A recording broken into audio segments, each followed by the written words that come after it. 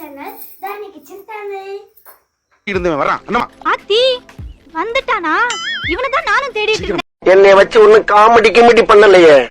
இன்னைக்கு நம்ம வீடியோல என்ன பார்க்க போறோம்னா காலிஃப்ளவர் பக்கோடா எப்படி செய்யறதுன்னு பார்க்கலாம். வாங்க வீடியோக்குள்ள போலாம். காலிஃப்ளவரை சின்ன சின்ன பீஸா கட் பண்ணி வச்சுக்கோங்க.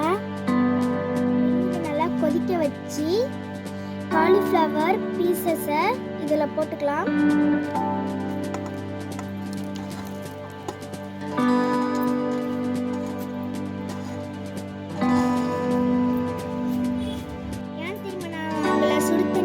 கொதிக்க தண்ணியில் போட சொன்னேன். ஏன்னா காலிஃப்ளவரில் புழுலாம் இருக்கும், அதனால நான் அதில் போட சொன்னேன். கொஞ்ச நேரத்துக்கு அப்புறம் அது மிதந்து வந்துடும் சூடில். இப்போ நம்ம இதை எடுத்துடலாம்.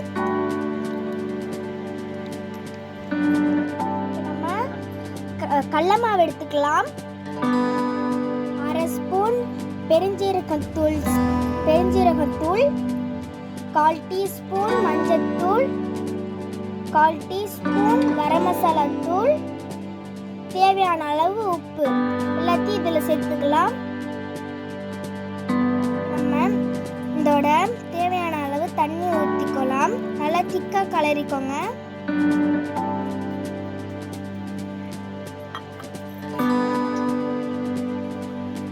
நல்லா கெட்டி இல்லாமல் நல்லா இந்த மாதிரி கிண்டிக்கோங்க. நம்ம சின்ன சின்னதாக கட் பண்ணி வச்சிருந்த அந்த காலிஃப்ளவரை இதோட சேர்த்துக்கலாம்.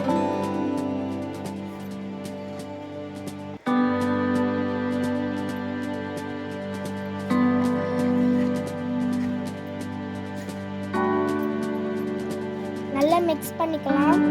காலிஃப்ளவரை இதில் போட்டு நல்லா மிக்ஸ் பண்ணி எடுத்தாச்சு. கடாய் நல்லா சூடாகணுன்னே எண்ணெயை ஊற்றி நல்லா சூடுபடுத்திக்கோங்க. எண்ணெயையும் சூடு வந்தோடனே பொரிச்சு எடுத்துக்கோங்க.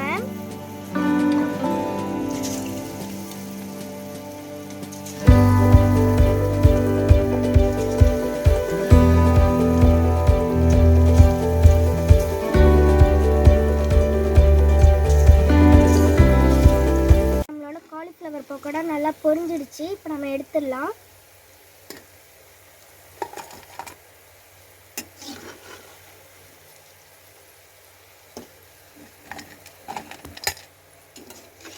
அவ்வளோதான், நம்மளோட காலிஃப்ளவர் பக்கோடா ரெடி ஆகிட்டு நல்லா மொறு மொறுன்ட்டு.